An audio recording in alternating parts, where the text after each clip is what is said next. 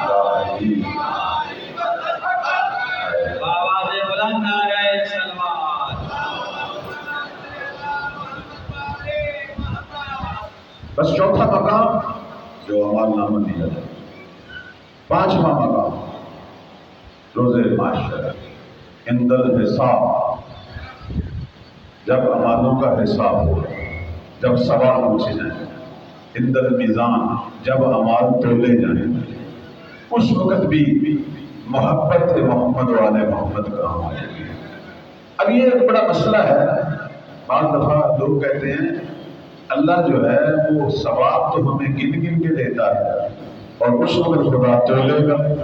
اس کے فلسفے کی سمجھ نہیں ہے۔ بھئی اب آپ نماز پڑھیں، اس کی اتنی نیکیاں ہیں، مجلس میں جائیں اتنی نیکیاں ہیں، کسی کے ساتھ بھلا کریں اتنی، وہ نیکیوں کی تعداد لکھی ہوتی ہے، 70 نیکیاں، 500 نیکیاں، لیکن روز محشر خدا گن گن کے دے رہا ہے، لیکن لے گا گن گن کے نہیں، توڑ۔ اس کی وجہ کیا ہے؟ اس کی وجہ کیا ہے؟ کہتے ہیں اس کی وجہ یہ ہے کہ پچھلی امتوں کی عمریں طولانی تھی، کوئی 500 سال، کوئی 700 سال۔ اس نبی کی عمر جو ہے، اس نبی کی ملت کی جو عمر ہے، خود ہمارے پیغمبر بھی تھوڑی عمر لے کے آئے، اور امت کی عمر بھی آپ دیکھ لیں، کوئی 70 سال، کوئی 80، کوئی 100 سال، تھوڑا سا زیادہ نہیں۔ تو اب اگر خدا گن گن کے لیتا تو جو 700 سال نیکی کرتا رہا اور جو 70 سال نیکی کرے تو پھر یہ بے انصافی ہے۔ روزہ قیامت وہ کہے گا یا اللہ اسے تو نے 700 سال عمر دی، مجھے دی 70 سال، تو اس حساب سے اگر گننا تو نیکیاں تھوڑی۔ تو اسی لیے کہتے ہیں نبی جب معراج پہ گئے تھے تو یہ شکوہ ہوا تھا، تو اللہ نے کہا ابھی گھبرانے کی ضرورت نہیں ہے، گن گن کے دے رہا ہوں، لیکن لوگوں کا توڑ کے نہ اعمال کو توڑوں گا کہ اس کے اندر وزن کتنا ہے۔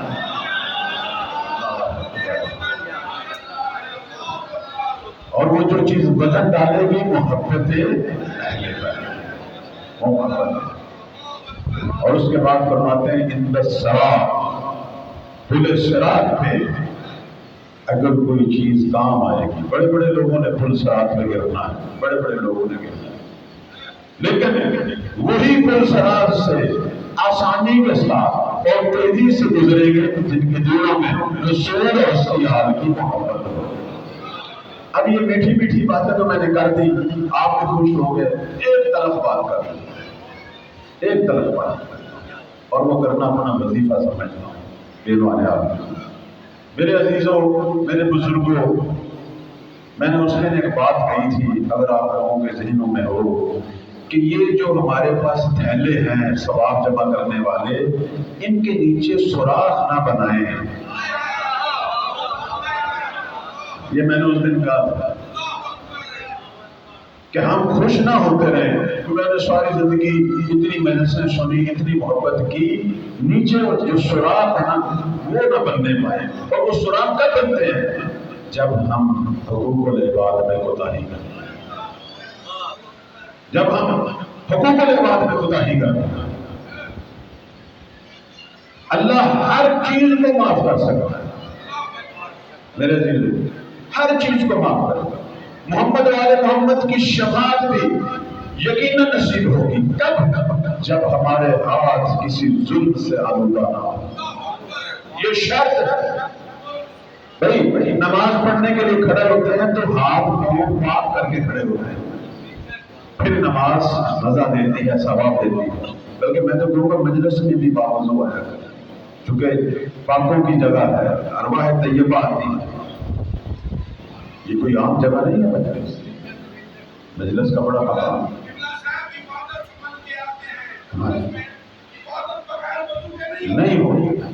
نہیں ہوتی عبادت۔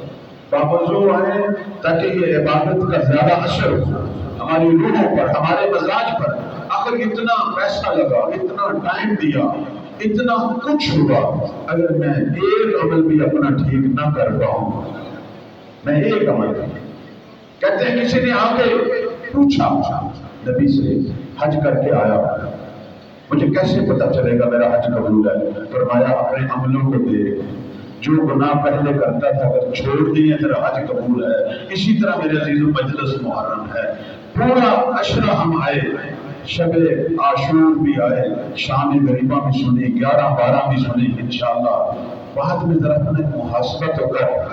اگر کوئی ایک برا عمل تو نے چھوڑ دیا ہے, سمجھ لے اللہ نے تیری عبادت قبول کر لی. اللہ نے یہ عبادت قبول کر لی. میں یہی کہوں گا میرے عزیزو, اللہ نمازوں میں کوتاہیاں معاف کر سکتا ہے, روزہ حج کوتاہیاں معاف کر سکتا ہے, لیکن میرا پروردگار اپنے بندے کے حق میں ظلم معاف نہیں کرے. اگر کسی کا حق کھایا ہے, آج ہمارے گھروں میں لڑائیاں کیا ہیں, آج خاندانوں میں لڑائیاں کیا ہیں. اگر کسی کا حق کھایا ہے, اگر کسی کے حق میں ظلم کیا, اگر کسی کا دل دکھایا ہے, وہ صرف تیرا خدا نہیں ہے اس کا بھی ہے. حسین بھی صرف تیرا نہیں ہے اس کا بھی ہے. حساب کے میرے عزیزو, یہ ساری چیزیں اس وقت تک ہیں کہ جب ہمارا وجود لوگوں کے حق میں ظلم کرنے سے پاک ہو. تو دنیا میں اللہ کی مخلوق کو راضی کر کے جا, باقی سارے کام تیرے اہل بیت کریں, سارے کام اہل بیت کریں, اس کی فکر نہ کر. تیرے اور اللہ کے درمیان جو گناہ ہے وہ بھی خدا معاف کر دے گا. انہی اہل بیت کی محبت کہاں آئے گی. انہی اہل بیت کی. کہتے ہیں ایک شخص تھا جس کا نام ہمیری تھا, اسماعیل ہمیری, چھٹے مولا کے زمانے میں شاعر تھا. بہت قصیدے کہے اس نے مولا علی کی شان, بہت قصیدے کہے, لیکن کبھی کبھی شراب پیتا, منشیات کا استعمال کرتا تھا کبھی کبھی. جب اس کا وقت موت آیا, بڑا خوبصورت جوان تھا, جب وقت موت آیا سارے ناسمی خارجی جمع ہو گئے کہ آج محب علی کے مرنے کا وقت ہے. شراب پیتا تھا, آج دیکھتے یہ کیسے مرے گا. سب نے دیکھا اس کا چہرہ سیاہ ہونا شروع ہو گیا, سیاہ ہونا شروع ہو گیا. چھٹے مولا امام جعفر صادق علیہ السلام کو پتا چلا. یہ جو ہم کہتے ہیں وقت موت زمانے کا امام آتا ہے, چھٹے مولا پہنچے, چونکہ محب تھا, کسی کے حق میں ظلم نہیں کیا تھا.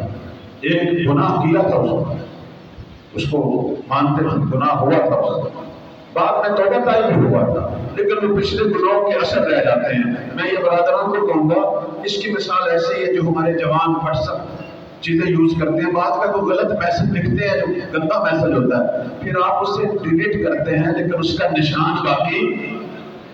ہمارے بعض دفعہ گناہ معاف ہو جاتے ہیں لیکن نشان باقی رہ جاتے ہیں, وہ پکڑتے ہیں, نشان پکڑتے ہیں.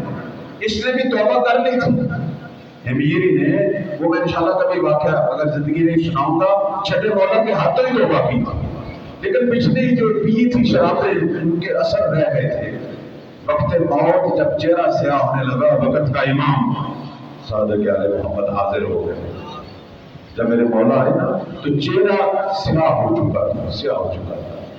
میرے امام نے جب اپنی نگاہ کی تو ایک دم چہرے پہ سفید نقطہ ظاہر ہوا اور چہرہ سفید ہونا شروع ہو گیا, اور اتنا سفید اور روشن اور خوبصورت. اور پھر اس نے آنکھیں کھول کر چھٹے مولا کی زیارت کی, کہا سچ کہتے ہیں, سچ کہتے ہیں, مجھے انہوں نے ڈرایا ہوا تھا کہ تو جہنم جائے گا, لیکن مولا ابھی تو میں نے علی کی زیارت کی ہے. سچ. پھر اس نے ایک شعر پڑھا, اس نے شعر پڑھا کہ دنیا والے پہلے تو سنتے تھے, اب میں یقین کر کے جا رہا ہوں, وقت موت علی آتے ہیں اور علی کے برزخ آتے ہیں.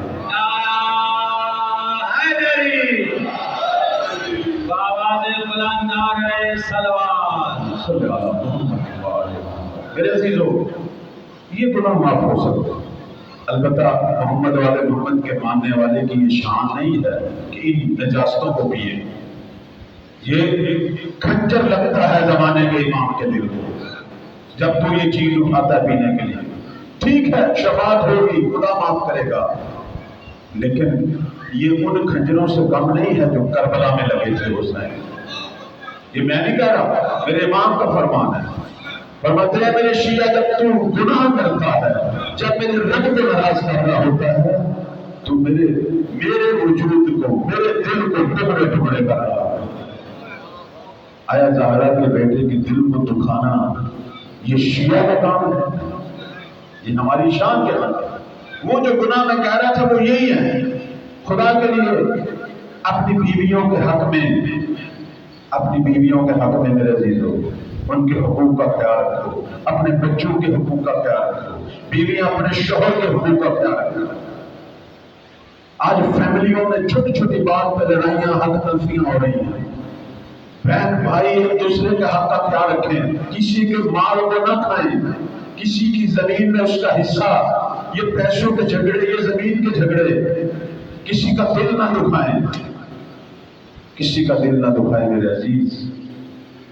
ہمارے اماموں کا مزاج کیا ہے؟ امام عسکری علیہ السلام کے پاس ایک شخص آیا، سنیں، 11ویں مولا کے پاس ایک شخص آیا. اس نے کہا میں خمس لے کے آیا ہوں، مولا آپ کی خدمت میں پیش کرتا ہے. کہا میرے بیٹے مہدی کو دو. مولا امام زمان کی عمر مبارک 3 یا 4. کہا میرے لفظ جگر کے حوالے کو دے. میری آواز سمجھ آ رہی ہے؟ میرے لخت جگر کو دو. اس نے ادھر رک کیا، سامنے ایک پردہ تھا، پردے کو ہٹایا، خود حیران ہو گیا. کہنے لگا میں نے ایک ایسا بچہ دیکھا جس کا چہرہ 14ویں کے چاند کی طرح چمکا. اتنے خوبصورت ہے میرے مولا. اس لیے تو کہا جاتا ہے یوسف زہرا. جس نے بھی طول تاریخ میں مہدی کی زیارت کی ہے اس نے یہی کہا کہ ساری زندگی میں اتنا خوبصورت جوان ہے. کیوں اتنے خوبصورت ہیں؟ چونکہ شبیہ محمد ہے. چونکہ یہ اہل سنت کی حدیثوں میں بھی آیا ہے کہ نبی پاک فرماتے تھے کہ جو 12واں ہے، فرماتے تھے شمائلہ شمائلی، وہ اپنی شکل و صورت میں محمد جیسا ہو. وسیرت و سیرتی، صرف شکل و صورت میں نہیں، اپنے کردار اور رفتار میں بھی میں محمد جیسا ہوں. کہتے میں نے اتنا خوبصورت بچہ دیکھا تو میں نے وہ وہ پیسہ ان کے آگے رکھا. مولا کیا کیا؟ میرے امام نے ہاتھ نہیں بڑھایا، کہا یہ ناپاک مال ہے، ناپاک مال ہے، اسے واپس لے جاؤ. اور جس شیعہ نے دیا اسے واپس کر دو. پوچھا میرے 11ویں مولا نے کہا میرے فرزند بتاؤ کیوں ناپاک ہے؟ اب سنو گے مسئلہ کیا تھا، توجہ چاہوں گا. مسئلہ یہ تھا کہ جس شخص نے وہ خمس بھیجا تھا وہ ایک زمیندار تھا جس کی زمینیں تھیں، اس کے نیچے مزارع تھے، نوکر تھے جن سے اس نے پورا سال کام لیا. لیکن جب فصل کی کٹائی ہوئی، پیداوار ہوئی، انہیں پورا حق نہیں دیا. یعنی پیسہ دیا، حق دیا، لیکن انہیں راضی نہیں کیا. کچھ نہ کچھ رہتا تھا. تو میرے امام نے اس پیسے سے جس میں بھی نوکروں کو پورا حق نہیں ملا، فرمایا یہ ناپاک مال ہے، اسے واپس کرو. پہلے ان کا حق دے پھر ہم قبول کریں. پہلے ان کا حق. ہمارے اماموں کا یہ مطلب ہے، رب کا یہ مطلب ہے. یقین مانیں جتنے بھی پھنسیں گے روزے قیامت اور شفاعت سے بھی محروم ہوں گے وہی ہوں گے کہ جن کے ذمے لوگوں کے حق تھے. بس دنیا سے لوگوں کے حق کو صاف کرتا جا، باقی کام محمد والے محمد میں جو. اگر کسی کا دل توڑا ہے تو اس سے معافی مانگ. اگر تیرے ذمے کسی کا حق ہے تو اسے واپس کر. آج ہمارے گلی محلے بازاروں میں ہر جگہ جھگڑے یہی ہیں، پیسوں کے، پلاٹوں پہ قبضے ہیں، زمینوں پہ قبضے ہیں. میاں بیوی کے مسئلے، ایک دوسرے کے حق کا احترام نہیں ہے. رشتہ داروں میں ماں باپ کے مرنے کے بعد بہن بھائی لڑ رہے ہیں. عزیزو 4 دن کی زندگی ہے، سب نے اتنا سا کفن لے کے جانا ہے، وہ بھی پتہ نہیں ملنا یا نہیں ملنا. یہ پلاٹ زمین، یہ پیسہ سارا یہی ہے، کسی کے کام نہیں ہے. یہ بات میں پتہ نہیں کنہوں نے کھانا پینا ہے اور تو اس کا بوجھ اٹھا کے جا رہا ہے. اللہ. بس یہی ایک جملہ تھا جو آپ کی خدمت میں نے عرض کرنا تھا کہ اہل بیت کا یہ فرمان ہے کہ اپنے مومنین کے ساتھ، انسانوں کے ساتھ جو حقوق ہیں ان کو صاف کر کے آ. باقی محمد والے محمد کی محبت نفع بھی دے گی، شفاعت کا باعث بھی بنے گی. صلوات پڑھ کر محمد والے محمد. بس میں آخری چند جملے مسائل کے عزیزوں، آج 11 محرم ہے. کسی نے کیا فکرہ کہا، حسین کے امتحان ختم ہو گئے، زینب کے امتحان شروع. اللہ تصور کریں 11 محرم کو کربلا کے صحرا کی کیا حالت تھی. میرا دل کر رہا ہے میں زیارت ناہیہ کے چند جملے پڑھوں، میں اپنے مولا کا غم پڑھوں، امام زمان کی فریادیں چند جملے. انہوں نے زیارت ناہیہ میں چند سلام کہے تھے، میں وہ چند سلام پڑھتا ہوں، پھر انشاءاللہ جس طرح مسائل. کیا حالت تھی کربلا کی.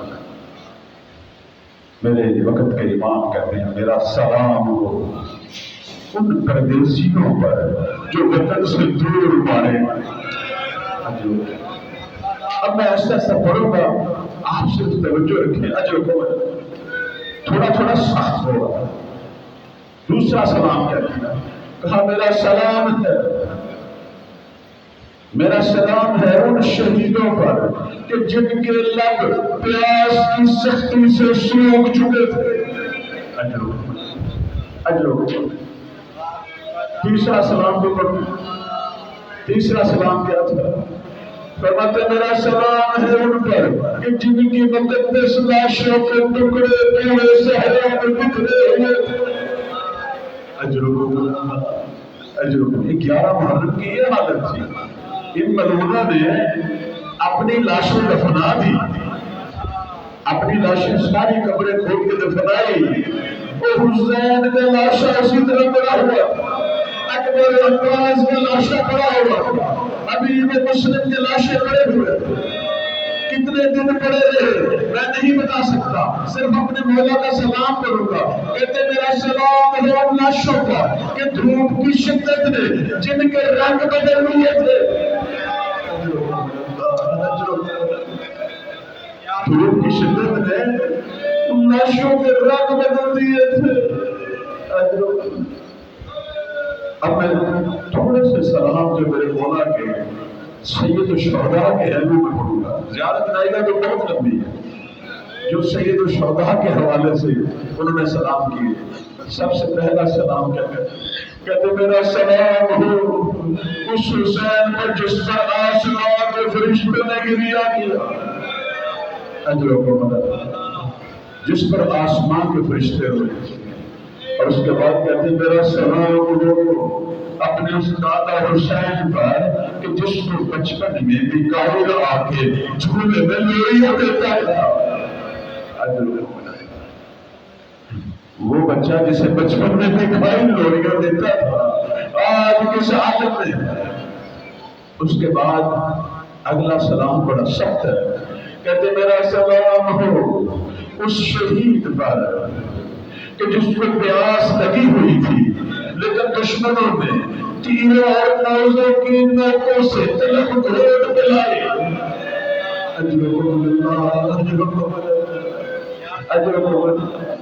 اس کے بعد اگلا سلام کہتے میرا سلام ہو شہید پر کہ جس کی داڑھی اس کی اپنے خون سے رنگی ہوئی تھی. میرے مولا نے اپنی داڑھی کو 2 دفعہ خون سے رنگا. ایک دفعہ جب حرملہ نے علی اصغر کو تیر مارا، جب وہ پہلی دفعہ چنو بھرا میرے مولا نے ایک چنو تو آسمان کی طرف پھینکا، کہتے ہیں جس سے کوئی خون کا قطرہ واپس نہیں آیا. اور دوسرا چنو میرے مولا نے اپنی داڑھی میں لگا دیا. اور دوسری دفعہ کب لگایا جب اسی ملعون حرملہ نے میرے مولا کے سینے پہ تیر چلایا. اور جسے امام نے پش سے نکالا تھا اس وقت میں خون نکلا تھا. امام نے وہ سارا خون اپنے چہرے پہ لگایا اور عمر بن سعد کی طرف منہ کر کے کہا آقا کی جدی رسول اللہ. عمر بن سعد اس عالم میں اپنے نانا سے ملاقات کروں گا اور تم مسلمانوں کی شکایت کروں گا. فرماتے تھے جب یہ ملعون تیر مار رہے تھے اس وقت ایمان کرتے تھے مجھے حیرت ہے اس وقت روئے زمین پر تمہارے نبی کا تنہا بیٹا نہیں تو ہو، اور جس کے دین پر ہو اور جس کا نماز میں ذکر کرتے ہو اسی کو مار رہے، اس کی اولاد کو مار رہے۔ اس کے بعد اگلا سلام فرماتے ہیں السلام علی المغسل بدم الجراح، بڑا سخت ہے، کہتے میرا سلام ہو اس شہید پر جسے اس کے اپنے زخموں کے خون نے ہی غسل دے دیا، اجرکم اللہ، کہتے شہید کو غسل اپنے ہی زخموں کے، اور اس کے بعد فرماتے ہیں میرا سلام ہو، اب یہ سلام بڑا سخت ہے، کہتے میرا سلام ہو اس شہید پر کہ جس کی شہرت کو بڑا دھرتی سے قاتل نے کاٹا ہے،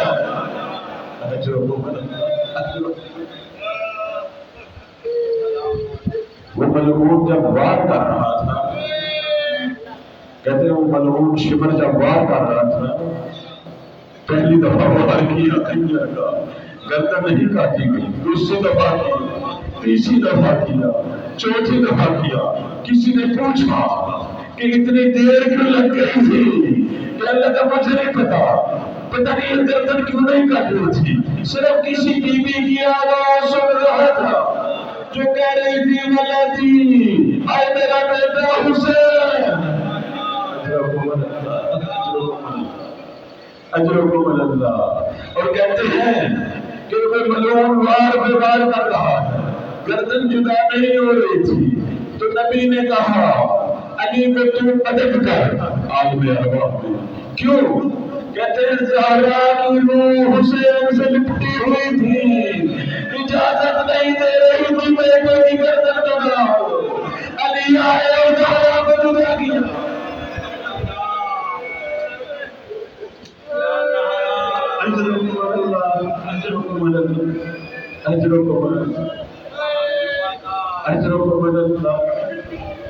اور جب یہ ملعون وار کرتے کرتے شیلک پہ پہنچے، وہاں میرے امام نے کہا میرا سلام ہو اس پہ جس کی شیلک کو کچھ بے دردی سے کاٹا، پتہ نہیں کیا ظلم کیا تھا حسین کی شیلک پہ انہوں نے، کہ مولا امام زمان سے برداشت نہیں ہو رہا، کہتے ہیں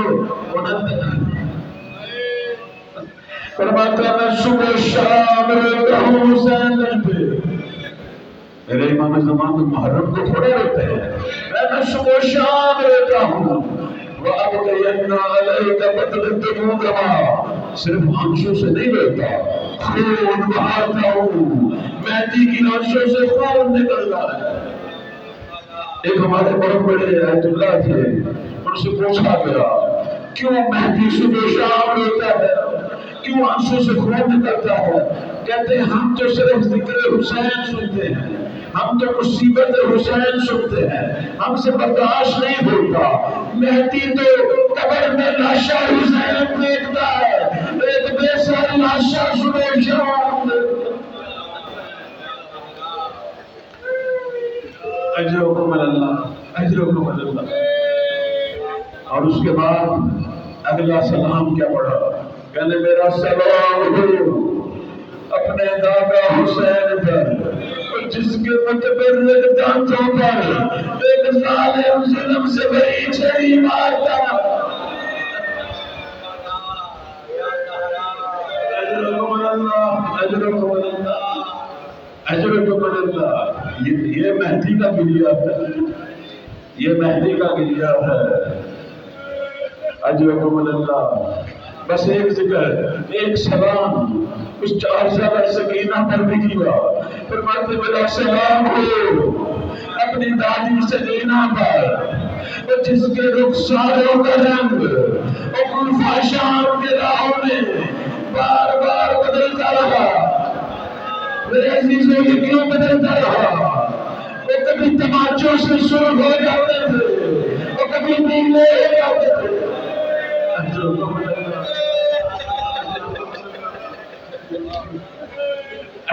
اللہ، اجرکم اللہ۔ بس ایک جملہ بھی بیمہ ہو گئی.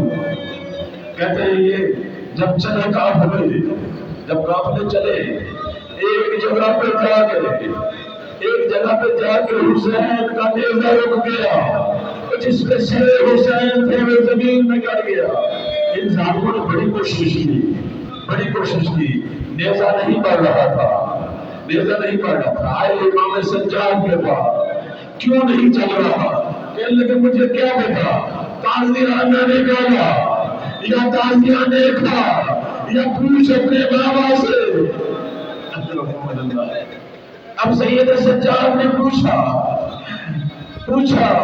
میرے مظلوم بابا کیا قیامت بتا ہوئی ہے؟ کہا سجاد میری سکینہ پیچھے رہ گئی ہے.